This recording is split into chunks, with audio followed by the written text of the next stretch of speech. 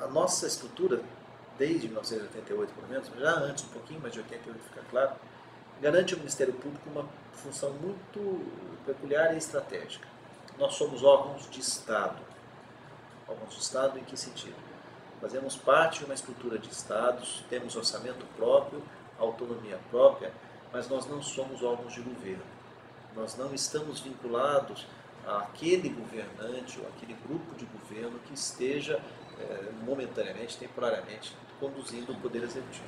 Então, o Ministério Público tem um papel, e no caso específico da defesa das comunidades indígenas, isso é mais forte ainda, expressamente contido na Constituição, um papel de defender os direitos da sociedade, defender os direitos das comunidades indígenas. Defender os direitos para que eles sejam verdadeiros, para que eles não fiquem apenas na teoria, naquilo que é uma expressão muito brasileira, não sejam para inglês ver. E a do Ministério Público não é partidária. A discussão do Ministério Público é, como advogado da sociedade, eu tenho que demonstrar que estão descumprindo uma série de preceitos da Constituição. Que o Estado brasileiro está negando aos seus cidadãos, quer indígenas, não indígenas, o cumprimento daquilo que é o seu compromisso.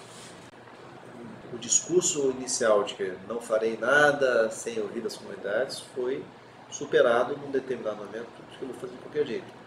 E o fazer de qualquer jeito está se demonstrando aí. Você tem hoje, claramente, uma obra que está ocorrendo a despeito de todas as reclamações, mesmo daqueles que eram favoráveis a ela. Então você já observa, naqueles que eram favoráveis a ela, um desencanto. Nós é que levamos ao Poder Judiciário 14 ações, 15 ações, em momentos distintos, demonstrando todos os erros que estão acontecendo. Ganhamos uma parte, perdemos outra parte, e o nosso maior temor é que a demora no julgamento desses processos torne irreversíveis os danos, tanto à natureza quanto às comunidades.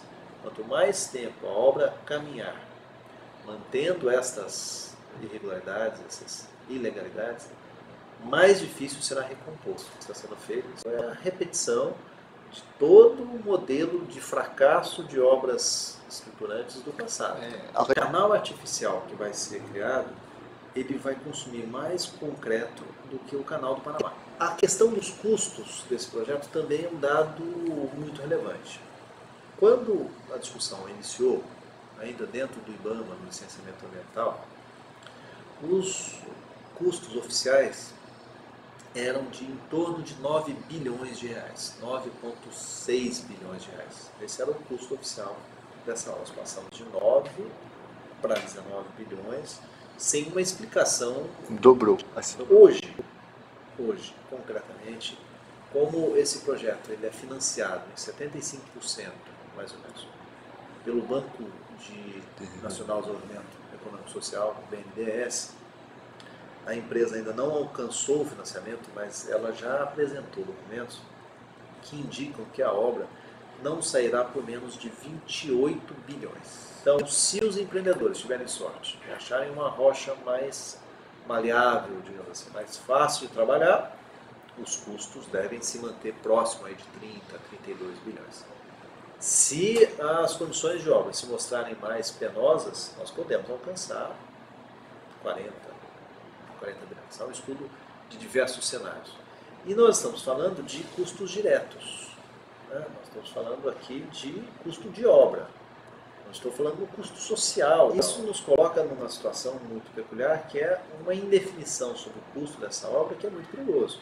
O Brasil tem um histórico muito ruim nesse contexto. Exatamente isso. O BNDES vai ser o principal financiador da obra, e a nossa pergunta a ele, basicamente você fez uma análise de risco, do risco financeiro da obra, financeiro mesmo, como tradicionalmente toda empresa faz, todo banco faz, quer saber se quem vai executar tem um bom projeto, se esse projeto chega ao final e se ele é lucrativo o suficiente para lhe pagar. Então nós temos de um lado um risco econômico, porque, insisto, há possibilidade concreta de que a produção de energia não seja nos patamares que se espera.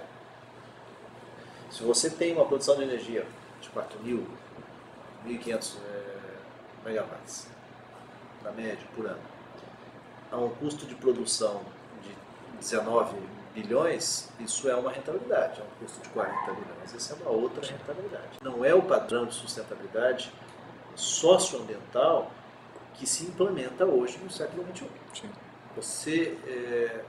As grandes empresas, elas têm uma política, uma Sim. ética ambiental, socioambiental, que precisa ser observada. Eu acho muito difícil que uma análise isenta sobre projetos de Belo Monte, que considere os riscos econômicos financeiros e que considere os riscos de imagem, não chegue à conclusão de que esse empreendimento é altamente complexo e altamente potencial muito forte de exposição de imagem.